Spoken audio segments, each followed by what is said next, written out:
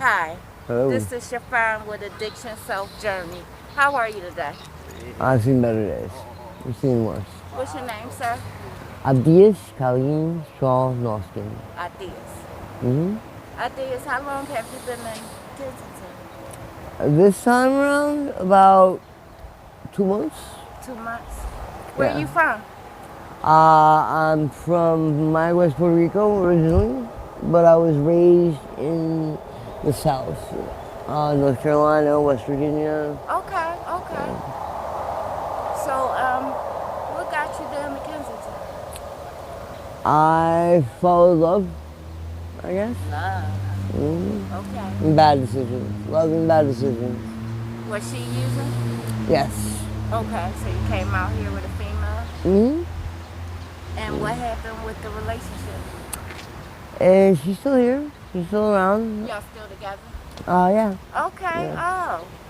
oh. What are your goals as far as when do you plan on Clean up getting and get out. And when were Leave you it all planning on behind. doing that?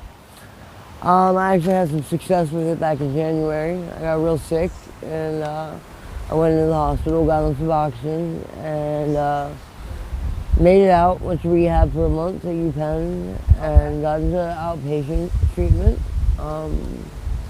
And then there was an emergency with my girlfriend's situation. Everything got all kinds of crazy for her. And so I had to be there for her, and that didn't coincide with where I was living at the recovery house that I was in. Are you scared of the drug they have out today? Are you aware of what's in the drug? I've got theories about different things that they're calling fentanyl and they're calling trank. There's a lot of what they call xylazine in the dope. I don't know when everybody just got together and decided that they were going to just call something dope that wasn't dope. Right. Everyone just one day decided, okay, we're going to start doing this instead. Right. And they made the switch. But what's going on is the dope's eating craters inside of all of us, turning us into zombies.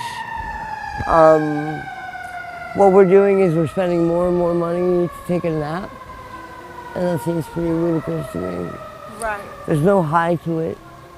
You do it, you get 4 or 5 seconds of confusion, and then you're out. And then you wake up on the ground 2.5 miles from where you were when you did it. Wow.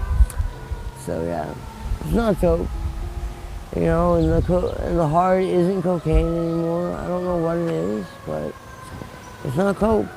So we don't even really know what we're doing anymore. So your drug of choices?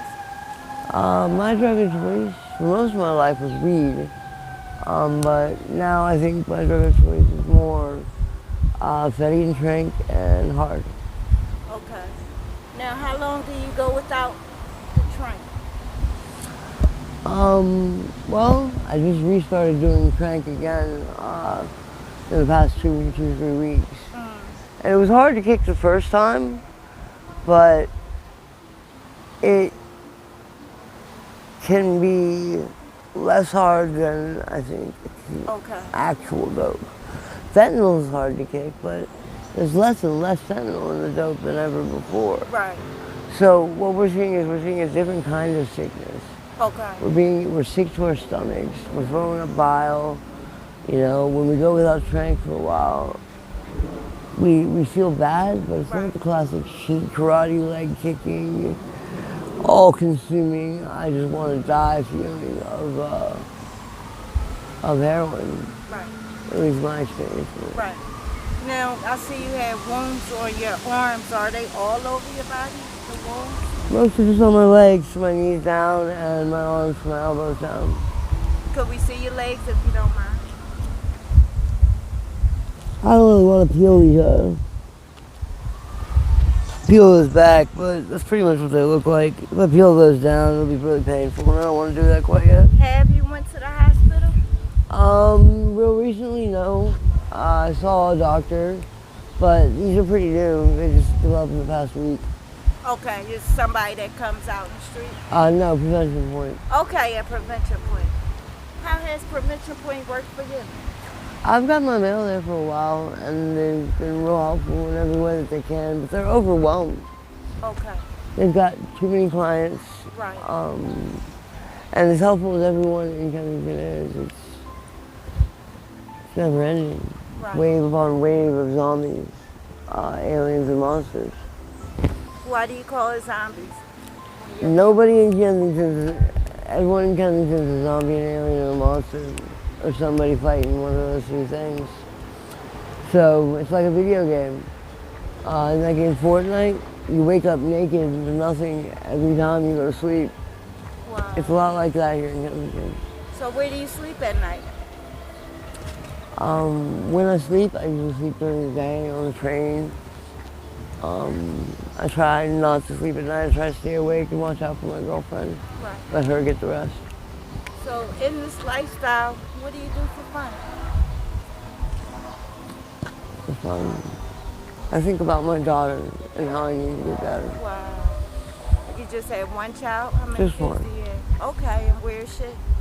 She's with an excellent foster family. Good. Are you able to keep in touch with her? I am. I've been pretty good with my visits and Okay. keeping in touch. There may be a change of order soon where they may want to move her towards adoption. And I wish I was in a situation where I was able to be a father, but Right.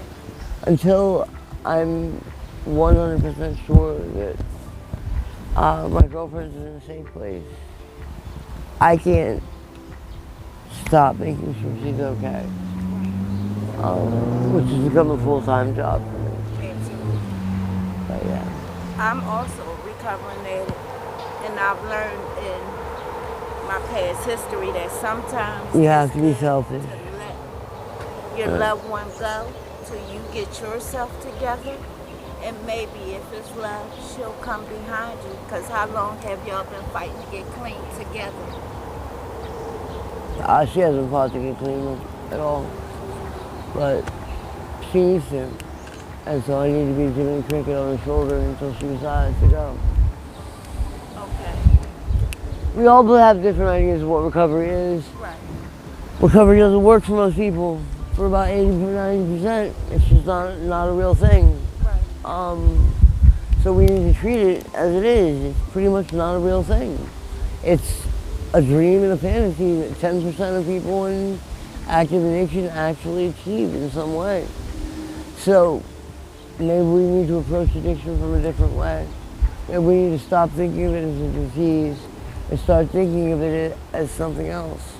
Perhaps our behavior is obsessive compulsive comfort-seeking behavior, because there are some of us that never in our lives have ever felt okay because of trauma. I myself, I was shot when I was 11.